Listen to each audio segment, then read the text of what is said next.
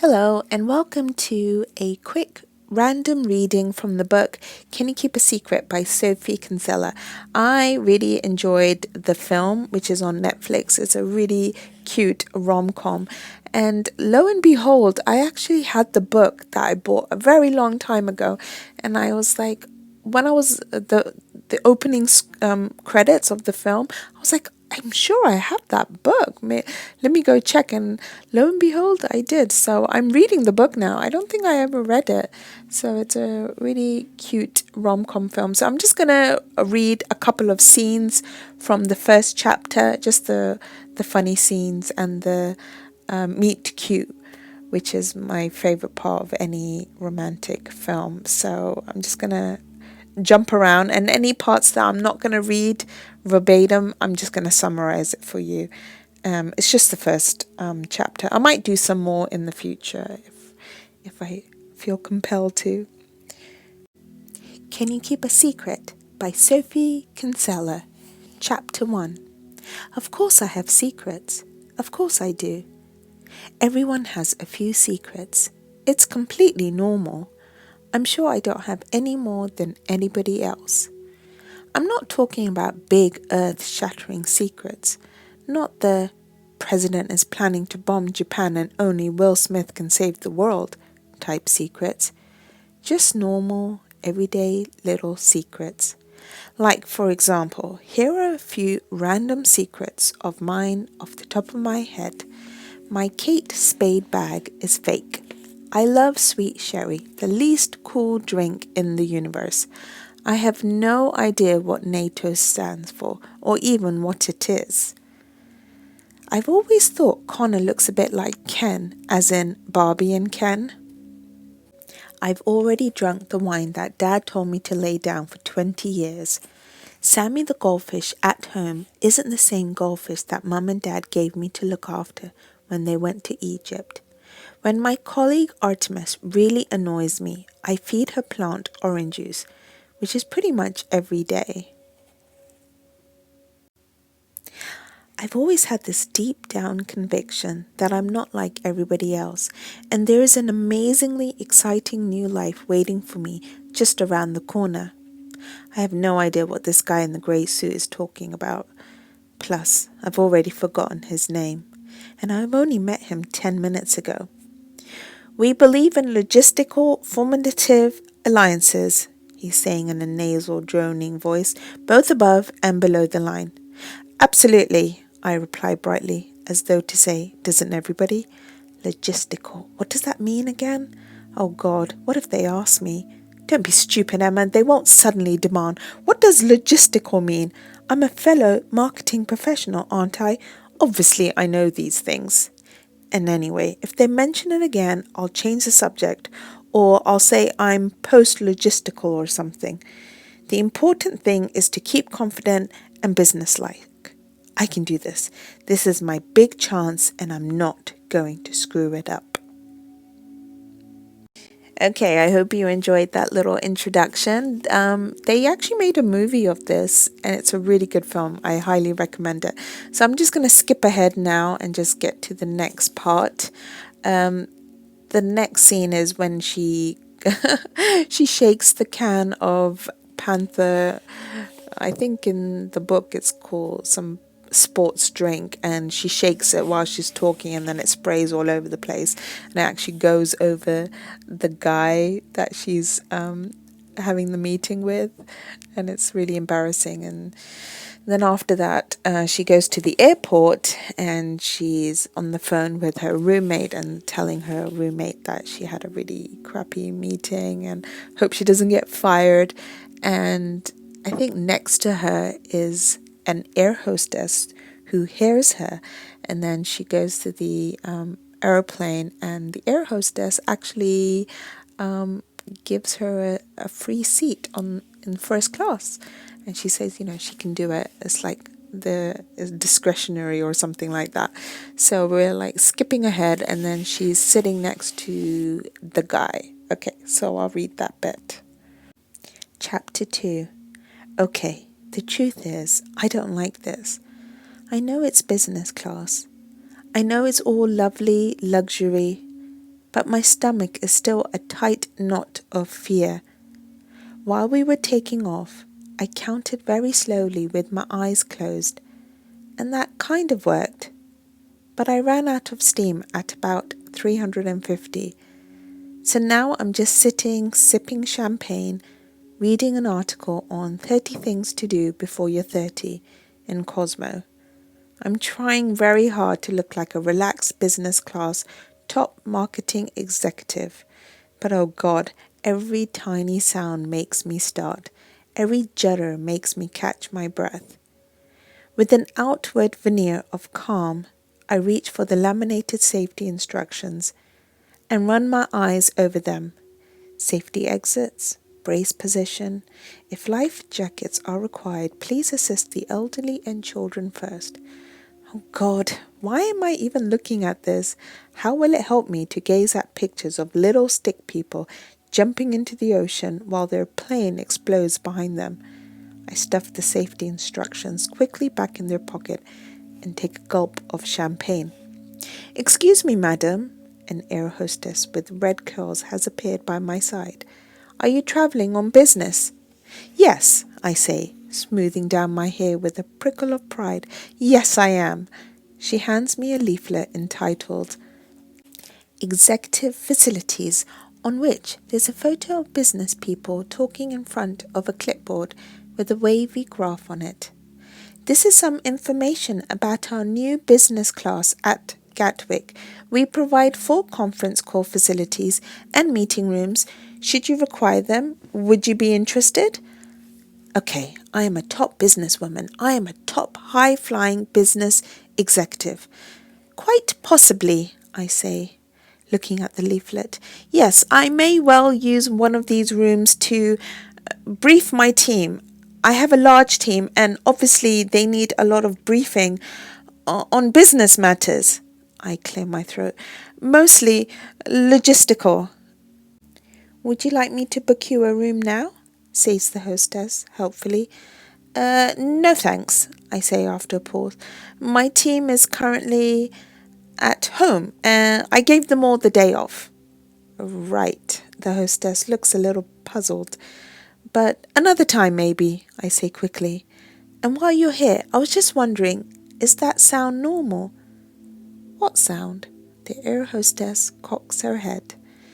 That sound, that kind of whining coming from the wing. I can't hear anything. She looks at me sympathetically. Are you a nervous flyer? No, I say at once and give a little laugh. No, I'm not nervous. I just was wondering, just out of interest. I'll see if I can find out for you, she says kindly. Here you are, sir, some information about our executive facilities at Gatwick.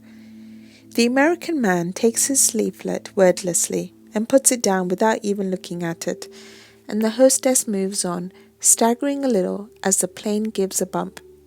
Okay, so the next scene is where the aeroplane suffers a lot of turbulence and it's just lots of mayhem happening. Bags are flying around, people are panicking, and she says people have started praying, reciting Hail Mary full of grace, and then she panics even more because she's realized that people are praying. This is real. We're going to die. We're going to die.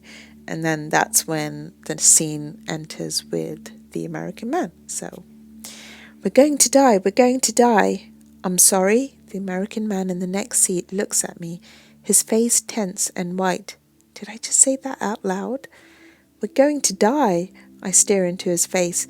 This could be the last person I ever see alive. I take in the lines etched around his dark eyes, his strong jaw shaded with stubble. The plane suddenly drops down again, and I give an involuntary shriek. I don't think we're going to die, he says, but he's gripping his seat arms too. They said it was just turbulence. Of course they did. I can hear the hysteria in my voice. They wouldn't exactly say, okay folks, that's it, you're all goners. The plane gives another terrifying swoop, and I find myself clutching the man's hand in panic. We're not going to make it. I know we're not. This is it. I'm 25 years old, for God's sake. I'm not ready. I haven't achieved anything. I've not done anything. And I've never climbed a mountain. I haven't. I'm sorry, says the man, sounding taken aback, but I barely hear him. My career's a complete joke. I'm not a top businesswoman at all. I gesture half tearfully to my suit. I haven't got a team. I'm just a crappy assistant, and I just had my first ever big meeting, and it was a complete disaster. Half the time, I haven't got a clue what people are talking about. I don't know what logistical means. I'm never going to get promoted, and I owe my dad 4,000 quid, and I've never really been in love. I draw myself up short with a jolt. I'm sorry, I say, and exhale sharply. You don't want to hear all this. That's quite all right, says the man. God, I'm completely losing it. And anyway, what I just said wasn't true, because I am in love with Connor. It must be the altitude or something confusing my mind. Flustered, I push the hair off my face and try to get a hold of myself. Okay, let's try counting again. 356, 300 and... Oh God, no, please, the plane's lurching again. We're plummeting. I've never done anything to make my parents proud of me. The words come spilling out of my mouth before I can stop them. Never. I'm sure that's not true, says the man nicely. It's true. Maybe they used to be proud of me, but then my cousin Kerry came to live with us, and all at once it was like my parents couldn't see me anymore. All they could see was her. She was 14 when she arrived, and I was 10. I thought it was going to be great, like having an older sister, but it didn't work out like that. I can't stop talking. I just can't stop. Every time the plane bumps or jolts, another torrent of words pour randomly out of my mouth, like water gushing over a waterfall. It's either talk or scream. She was a swimming champion, an everything champion, and I was just nothing in comparison. Photography course, and I honestly thought it was going to change my life. 8 stone 3, but I was planning to go on a diet. I applied for every single job in the world. I was so desperate. I even applied to... Awful girl called Artemis. This new desk arrived the other day, and she just took it, even though I've got this really grotty little desk. Sometimes I water her stupid spider plant with orange juice just to serve her right. Sweet girl Katie, who works in personnel, we have this secret code where she comes in and says, "Can I go through some numbers with you, Emma?" And it really means, "Shall we nip out to Starbucks?" All for presents, and I have to pretend I like them.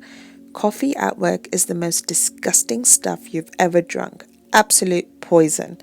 Put maths GCSE grade A on my CV when I really only got C. I know it was dishonest. I know I shouldn't have done it. But I so wanted to get the job. What's happened to me? Normally there's a kind of filter which stops me blurting out everything I'm thinking, which keeps me in check. But the filter stopped working. Everything's piling out in a big random stream, and I can't stop it. Sometimes I think I believe in God, because how else did we all get here? Roasted peppers, my complete favourite food. Joined a book group, but I just couldn't get through Great Expectations, so I just skimmed the back and pretended I'd read it. I gave him all his goldfish food. I honestly don't know what happened. Just have to hear that Carpenter's song close to you, and I start crying. Perfect date would start off with champagne just appearing at the table as if by magic. I just cracked. I secretly bought this huge tub of Haagen-Dazs and scoffed the lot, and I never told Lissy. I'm unaware of anything around us. The world has narrowed to me and this stranger, and my mouth, spewing out all of my innermost thoughts and secrets. I barely know what I'm saying anymore. All I know is, it feels good. Is this what therapy is like? Works in market research. I remember thinking the very first time I saw him, wow, he's good looking. He's very tall and blonde because he's half Swedish, and he has these amazing blue eyes. So he asked me out. Always have a glass of sweet sherry before a date, just to calm my nerves. He's wonderful. Connor's completely wonderful. I'm just so lucky. Everyone's always telling me how great he is. He's sweet and he's good and he's successful and everyone calls us the perfect couple. I'd never tell anyone this in a million years, but sometimes I think he's almost too good looking, a bit like one of those dolls, like Ken, like a blonde Ken. And I'm now on the subject of Connor. I'm saying things I've never said to anyone, things I've never even realized were in my head. Gave him this lovely leather watch for Christmas, but he wears this orange digital thing because it can tell him the temperature in Poland or something stupid. Took me to all these jazz concerts and I pretended to enjoy them just to be polite. So now he thinks I love jazz. Every single Woody Allen film off by heart and says each line before it comes, and it drives me crackers. Just looks at me as though I'm speaking some foreign language. Can't expect the initial passion to last, but how do you tell if the passion's faded in a good long-term commitment way or in a crap we don't fancy each other anymore sort of way? Knight in shining armor is not a realistic option, but there's a part of me that wants a huge, amazing romance. I want passion. I want to be swept off my feet. I want an earthquake or I don't know, a huge whirlwind, something exciting. Sometimes I feel as if there's this whole new thrilling life waiting for me out there, and if I can just... Excuse me, miss. What? I look up dazedly. What is it? The air hostess with the French plait is smiling down at me. We've landed. I stare at her. We've landed? This doesn't make sense. How can we have landed? I look around and sure enough, the plane's still. We're on the ground. I feel like Dorothy. A second ago, I was swirling around in Oz, clicking my heels together, and now I've woken up all flat and quiet and normal again. We aren't bumping anymore, I say stupidly. We stopped bumping quite a while ago, says the American man. We're not going to die? We're not going to die, he agrees. I look at him as though for the first time, and it hits me. I've been blabbering non-stop for an hour to this complete stranger. God alone knows what I've been saying. I think I want to get off this plane right now. I'm sorry, I say awkwardly. You should have stopped me. That would have been a little difficult. There's a tiny smile at his lips. You were on a bit of a roll. I'm so embarrassed. I try to smile, but I can't even look this guy in the eye. Don't worry about it. We were all stressed out. That was some flight. He picks up his knapsack and gets up from his seat, then looks back at me. Will you be okay getting back home? Yes, I'll be fine, thanks. Enjoy your visit, I call after him, but I don't think he hears.